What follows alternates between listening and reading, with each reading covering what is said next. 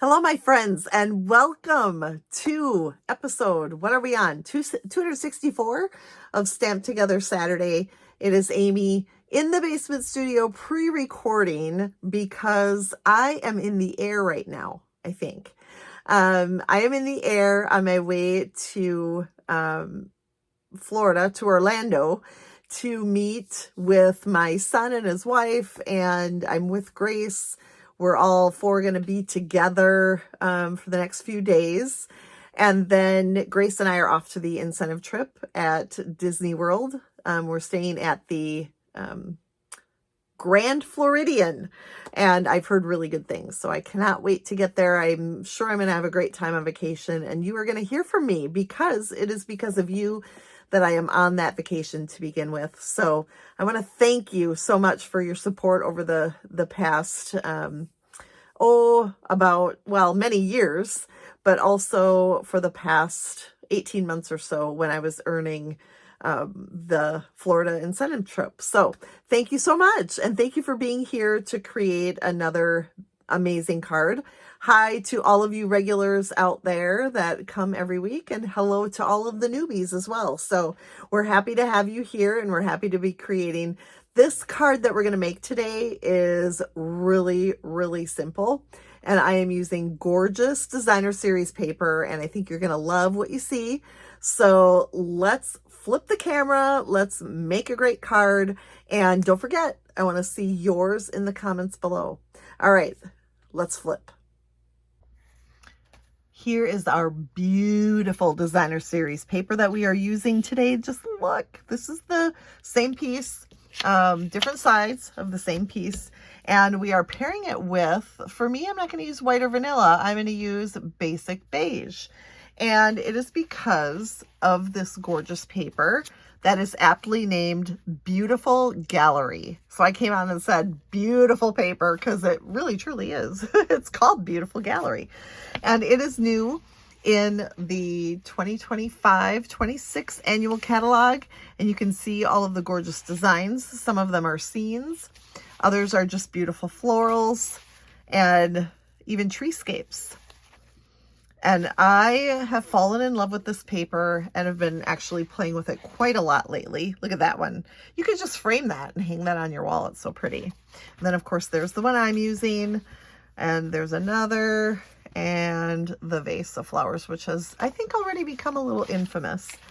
And then the back sides also have beautiful designs. And you can see all of these ready for action. And what's interesting about this piece here, I wanted to get the center of it for my card, my 3.5 by 3.5 inch piece for my card today. So what I did was some math. Okay, half is 3. And in order to get 3.5, I'm going to need 1 3/4 from each side, which means I cut 1 1/4 in from each side, and then I'll get the center at 3.5. Did you follow? So 1 1/4 in from each side, I get the center. And then the same thing at the bottom. And there I have this. And then the other piece that is listed on your cutting guide is 2.5 by 4.5, I think, is what this is. And then, like I said, I decided to use basic beige for my neutral color. And you can see in the cutting instructions that I said a coordinating cardstock for your card base. Well, you can do white or vanilla, or in my case, basic beige. And that works out really well because you can do your shape out of it too, or you can do a different color. I contemplated doing peach pie as a card base, but I thought it was going to be a little bit too much. So I stuck with my basic beige and went with that. So we're going to start by adhering down your taller piece of DSP, and that's going to go right down the center. So you can eyeball it. I don't mind eyeballing it. It's fine with me. Or measure it if you really are picky about that, which is also fine. And then your other piece is going to layer over the top just like this. So flat, and I'm just going to use regular adhesive and get that lined up so that it is centered. So approximately the same amount of space of the other DSP showing on top and on bottom. Now, if you didn't want to waste a whole 4.5 inch piece of the DSP because so much of it is covered, you could certainly cut smaller pieces and adhere them just, you know, here and here. I just went with the easy way. So that's what I did. And then I set a medium shape. Now, this is kind of, you know, you can kind of play around with which shape to use. I chose the 1 3/4 inch circle punch because I wanted not to cover up too much of my beautiful DSP. So you can kind of decide what kind of shape. Obviously you don't want one that big. It's going to cover up everything. But something a little bit larger than this would be okay too, depending on your DSP. But I love the center medallion here. So I'm like, I really want that to show.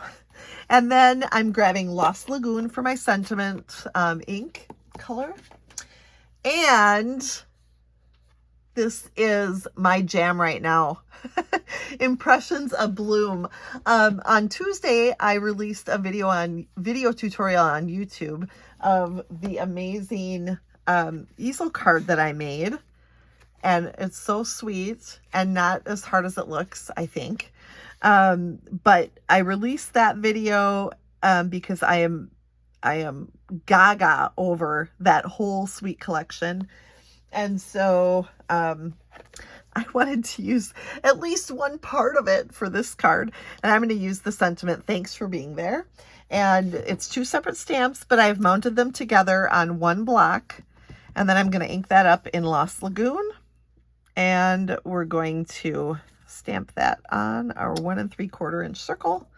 Beautiful, beautiful. If you want to go watch that over on YouTube, I am Nutso Stamper over there, N-U-T, Nutso, S-O Stamper. So you can check it out there if you wish. It is probably the last video that I have posted there. Then I said in the instructions that you would need twine or narrow ribbon. I'm going to take the very vanilla or the almost beige twine, and I am going to make a bow. So I'm just going to do it right. I don't know if I put length of this on the cutting instructions or not, but I am choosing to do it right off of the spool.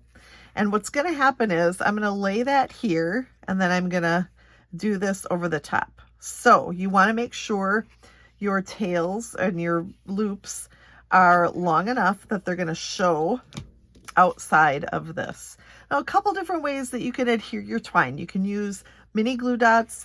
I'm simply going to add a little bit of regular Stampin' Seal here.